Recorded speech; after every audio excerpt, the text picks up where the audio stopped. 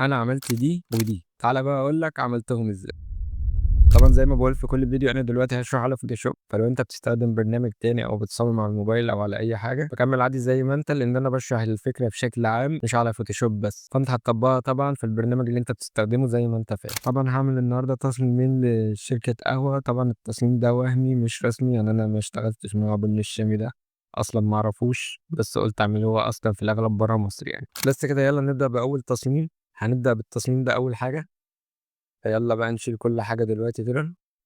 أول حاجة طبعًا الخلفية، أنت دلوقتي ده لون الكافيه بتاعنا، لون الكافيه ده الكود بتاعه، لو حد يعني عايزه هتلاقيه برضه على جوجل، أنا جِبته من على جوجل كتبت كافيه color code هيجيب لك الكود بتاع لون الكافيه، وطبعًا الخطوط دي للناس اللي بتسأل دي اسمها margins وده خط النُص بالضبط، فبتعملهم إزاي؟ تعالَ أوريك برضه على السريع كده، بنشيلهم كده وأروح جاي على الguide عامل new guide layout وبعديها هو هيبقى عندك كده، فأنت هتشيل الصح من على columns وهتيجي على margins هنا وتختار بقى على زي ما أنت عايز، يعني أنا باختار 50 باحسها حلوة، هتخلّي 50 في كُلّه، فبعد ما خلّيت 50 في كُلّه كده هتدوس OK وبعديها لو أنت ما عندكش الruler دي هتروح دايس control وR هيطلع لك الruler دي اسمها ruler، هتروح شايف جاي بالmouse هنا من على الجنب وتشد كده وهتروح حاططها بقى على النُص، هو هتلاقيه ضبطها على النُص بالضبط 540 بكسل.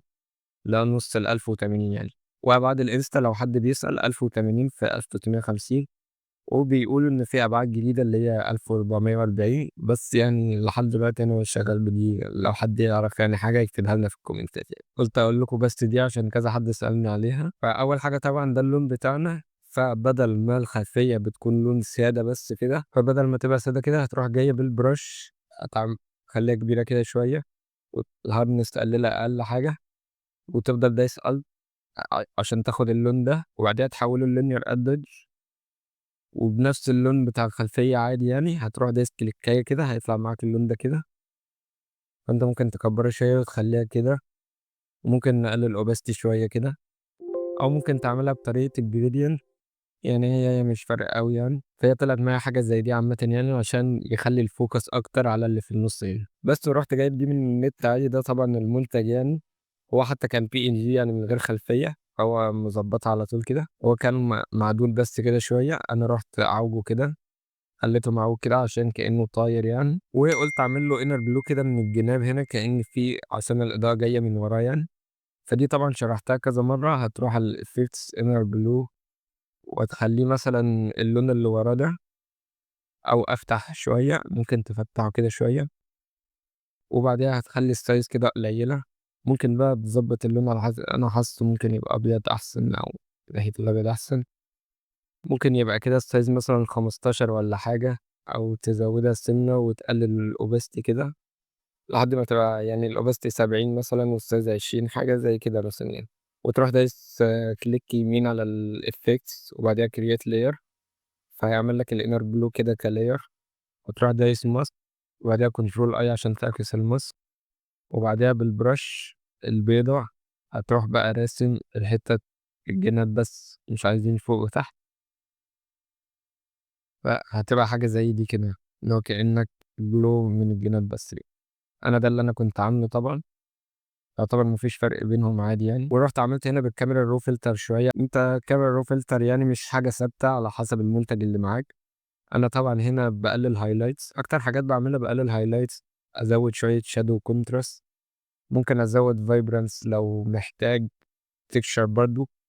texture ده بيدّي اللي هو زي تحسّه كده يعني واخدين بالكم كده، عشان لا تكونوا فاهمين، أنت بتقعد تحرّك بس كده وتشوف يعني إن ده قبل وده بعد، مش فرق كبير أوي بس بيدّي يعني زي sharpening كده للمنتج، بس كده وكان في دماغي فكرة إن إحنا نكتب المستكة، هو طبعًا بالمستكة، أنا أصلًا ما أعرفش إيه هي المستكة بس يعني قُلت أكتبها كده، فالمهم هتكتب دي إزاي، هنشيلها كده بس الأول ونيجي بالtext tool بتاعتنا نروح دايسين على الtext نكتب بس النُص الأولاني اللي هو ألمس بس، فأنا خليتها باللون الأبيض كده، فأنت عشان تخلّيها طويلة هتروح جاي دايس shift وحرف الG أو حرف التاء، تفضل بقى تدوس كتير كده اللي هو تطوّلها كده، طولها زي ما أنت عايز كده يعني الباقي هيطلع برّه مش مشكلة، هتصغّرها بقى مثلًا زي ما أنت عايز مثلًا كده، أروح حاسس كده مثلًا حلو، هتبقى حاجة زي كده، وبعدها بنفس الطريقة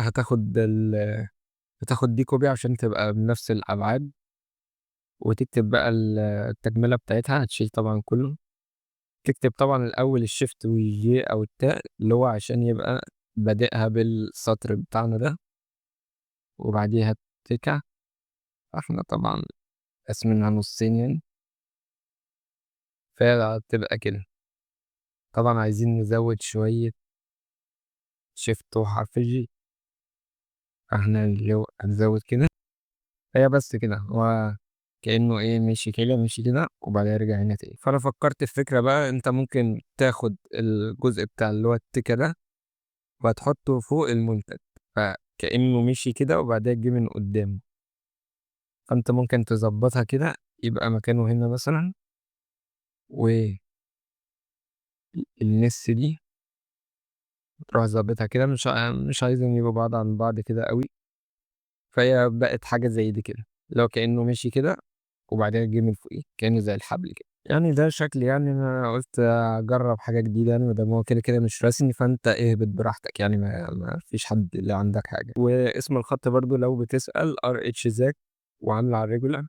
RH ZAG ده ممكن من أكتر الخطوط اللي باستخدمها في العربي، خط جامد الصراحة. اللون برضه لو أنت بتسأل، اللون ما باخلّوش أبيض أوي، يعني أنا دخلت أهو الcolor overlay ما بيبقاش أبيض أوي، يعني لو أخدت بالك ده الأبيض أوي، أنا حاسّه هنا اللي هو رايح ناحية الرمادي شوية، أنا باحبه بيبقى كده، باحس الأبيض أوي مش أشيك حاجة يعني، أنا باحبها كده ما أعرفش بقى يعني، وقُلت أروح على جوجل، فرُحت كاتب flying coffee beans PNG، هيطلع لك شوية حبوب قهوة كده طايرة، هتشوف اللي يعجبك منهم وتاخده هنا. أنا طبعًا أخدت كذا حاجة لإن أنت بتجيب كذا، يعني مثلًا أخدت دي وأخدت دي وأخدت دي كده، بتشوف لو أي حاجة مجانية قدامك كده بتاخدها، ترميها ورا كده تشوف لو دي حلوة، يعني مثلًا دي مش قد كده، دي ممكن عجبتني أكتر حاجة، واديتها شوية motion blur برضه، يعني مش مهم أوي، وcolor balance عشان يغيّرها. الcolor balance إزاي؟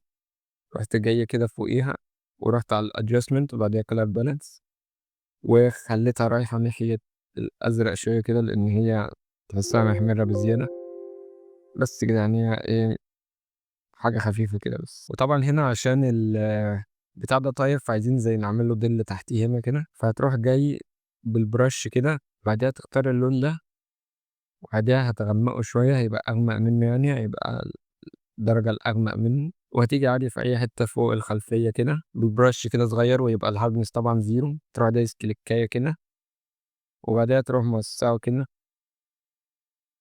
كإنه طاير. أنا دوست Alt وشدّيت من ناحية، فهو شدّها من ناحيتين، شدّها كده وممكن تضيّقه كده شوية، هيبقى حاجة كده. فأنت لو بصيت من بعيد حسيت إن هو طاير، يا ابن اللعيبة. رُحت جاي هنا برضه عملت rectangle عادي، ولو أخدتوا بالكم خلّيت الكورنرات بتاعته الradius بتاعتها سابها حاجة خفيفة كده، وكاتب فوقيه برضه بنفس الخط اللي هو RH ZAG طعم جديد، وعملت هنا Shift وG عشان يطوّل الخط شوية، واللون نفس لون الخلفية ورا، ورُحت جاي بقى حاطط اللوجو بتاع بُني الشامي، وكتبت هنا مثلًا لو في slogan والّا حاجة، وهنا مثلًا CTA اللي هو call to action جرّبها الآن، اشتري دلوقتي، أي حاجة يعني.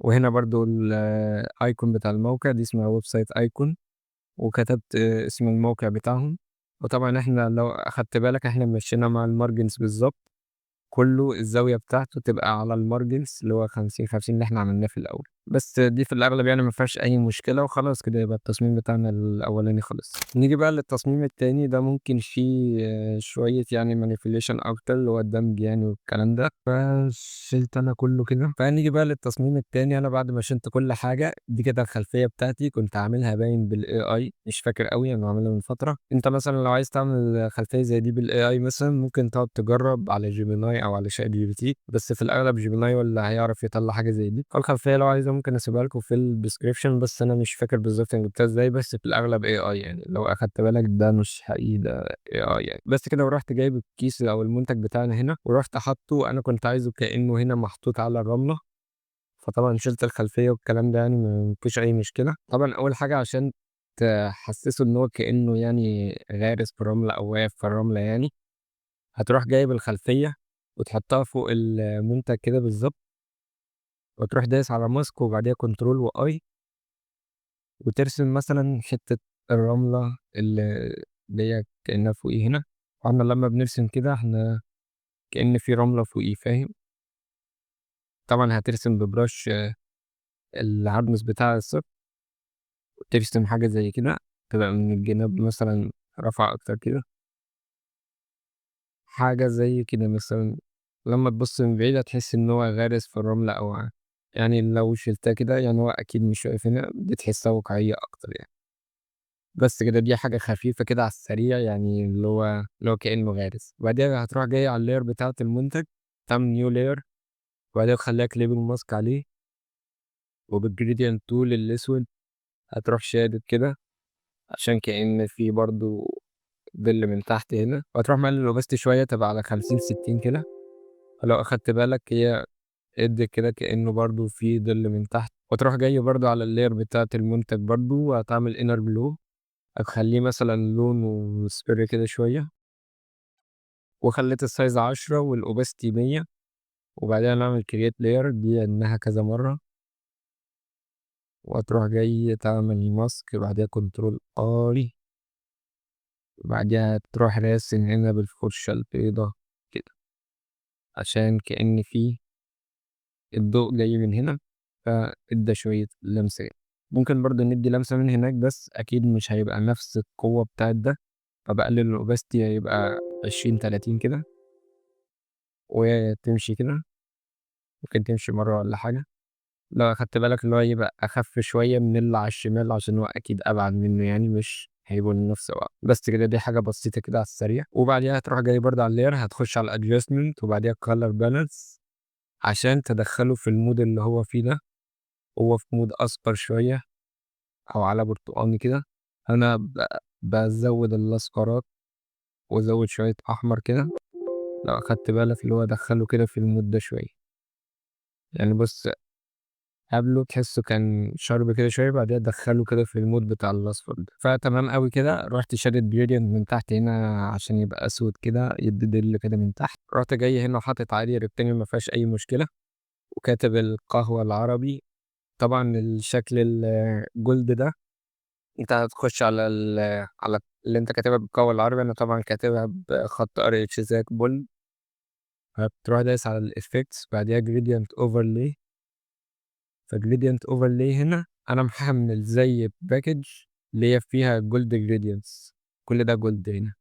دي هتحملها ازاي؟ هتخش على جوجل عادي، وهتكتب جولد جريدينتس فوتوشوب، او هو ده. هتخش على ده، هتحملها، هتلاقيها اتحملت عندك. انت ممكن برضو تشوف على اليوتيوب ازاي بتتحمل. انت بس بعد ما تحملها هتعمل لها انستول باين، وبعدها تروح دايس على السيتنجز هنا، وبعدها import gradients، وخلاص هتلاقيها ظهرت عندك هنا. وبعدها بعد ما حملتها انا اخترت دي اللي هي موجودة هنا دي، رحت دايس عليها عادي، واتعملت على طول اهي. هتبقى بالشكل ده من غير ما اغير اي حاجة. وبعدها عشان ادي حتة بلو كده، اروح اعمل لاير فوق الكلام، واروح دايس الت واختار اللون ده، واروح مكبر كده البرش شوية، وادي كليكاية كده، واحولها للينير ادج. بدأ اصغرها كده شوية، اخليها يعني كده زي عريضة مش طويلة، واقلل الاوباستي بتاعتها تبقى على 30 ولا حاجة زي كده، فاهم؟ مديها كده زي حتة بلو كده، بس شكلها يعني بيكون حلو. ورحت كاتب برضو هنا بنفس الخط بس ريجولار، وخليت لونه ابيض شويه بس كده. ورحت واخد اللي هو بقى الكلام والسلوجان والكلام ده، حطيتهم كلهم في جروب، قصدي اللوجو يعني والويب سايت والكلام ده، حطيتهم كلهم في جروب. رحت ماسكه هو بالظبط، طبعًا أنا ما كنتش عايز أجرّبها الآن، كده في تمر في الجزء ده، فعادي زي أخد مكاني يعني عادي. ويبقى بس كده التصميم ده خلص معانا هو كمان، ويبقى كده خلّصنا التصميمين كلّهم. عايزك تقول لي في الكومنتات أنهي الأحلى، بتاع المستكة ده والّا بتاع القهوة العربي؟ أنا من رأيي أنا شايف كل واحد ستايل مختلف شوية، بس أنا ممكن عاجبني ده أكتر، بس قُل لي رأيك في الكومنتات. وبس كده أتمنى أكون فدتكم، ما تنسوش اللايك والسبسكرايب، وأشوفكم في فيديوهات تانية. مع السلامة.